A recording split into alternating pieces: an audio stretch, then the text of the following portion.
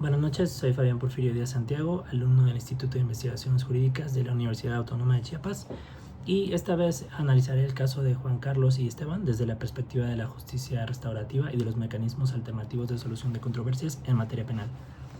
Este tema tiene fundamento en el artículo 17 de la Constitución, que prevé mecanismos alternativos de solución de controversias y en materia penal exige que se asegure la reparación del daño. A partir de ese marco normativo, el caso resulta especialmente útil porque se trata de un homicidio culposo derivado de un hecho de tránsito en el que Juan Carlos, al conducir una motocicleta, perdió el control y provocó la muerte de Esteban, quien era su compañero de trabajo y amigo. Lo importante aquí es que no estamos solo ante un problema penal, sino también ante un conflicto humano que involucra pérdida, dolor, necesidad de explicación y posibilidad de reparación. Por un lado está la familia de Esteban, como víctima indirecta. El artículo 20, apartado C de la Constitución, reconoce a la víctima derechos como la participación en el proceso y reparación del daño, pero además de estos derechos formales, en este caso la familia tiene necesidades muy concretas. Saber qué ocurrió realmente, recibir una explicación directa, obtener un reconocimiento del daño sufrido y alcanzar algún cierre emocional. Esto se advierte claramente en el caso porque la madre expresa que nunca supieron bien qué pasó aquella noche y que una de las cosas que más les dolía fue que Juan Carlos nunca se acercara después del accidente. Por otro lado está Juan Carlos como imputado. El artículo 20, pero en su apartado B constitucional, le reconoce derechos como la presunción de inocencia, defensa adecuada y debido proceso.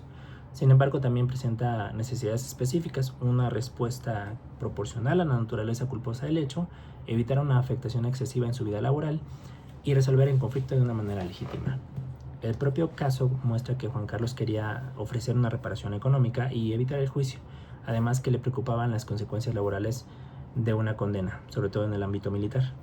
En consecuencia, se trata de un asunto en el que las necesidades de las partes no son necesariamente incompatibles y por eso es viable una salida restaurativa.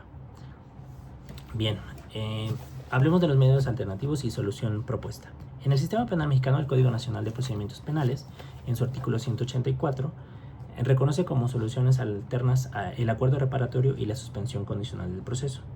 En este caso, el mecanismo más adecuado sería una mediación penal orientada a la celebración de un acuerdo reparatorio. La mediación funcionaría como el espacio de diálogo entre Juan Carlos y la familia de Esteban, y el acuerdo reparatorio sería la solución jurídica formal. El artículo 186 del Código Nacional de Procedimientos Penales establece que el acuerdo reparatorio es el celebrado entre la víctima e imputado, aprobado por la autoridad correspondiente y que su cumplimiento produce la extinción de la acción penal. Por ello, la solución que propongo consiste en realizar un proceso de mediación en el que Juan Carlos pueda explicar lo ocurrido, reconocer el daño y formular una disculpa. Y además se pacta una reparación integral que incluya una compensación económica razonable y en su caso medidas simbólicas de satisfacción. ¿Por qué esta solución? Bueno, se justifica porque considero que es la más adecuada, por tres razones. La primera es la proporcionalidad. Aunque el resultado fue gravísimo, porque hubo una pérdida humana, se trata de un homicidio culposo, no doloso. Esto permite explorar una respuesta distinta a la puramente punitiva. La segunda razón es que esta vía satisface mejor las necesidades reales de las partes. Un juicio penal puede terminar en condena, pero no necesariamente brinda a la familia la verdad, la explicación, el reconocimiento del daño, ni una reparación efectiva. En cambio, la mediación como un acuerdo reparatorio sí puede generar un estudio, un espacio para que todo eso se consagre.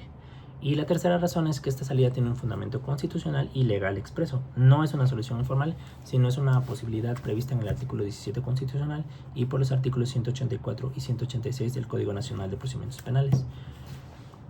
Los beneficios de la justicia restaurativa. Ofrece varios beneficios para este caso. La primera es que coloca a la víctima en el centro, porque atiende sus necesidades concretas y no solo se ocupa de su papel procesal.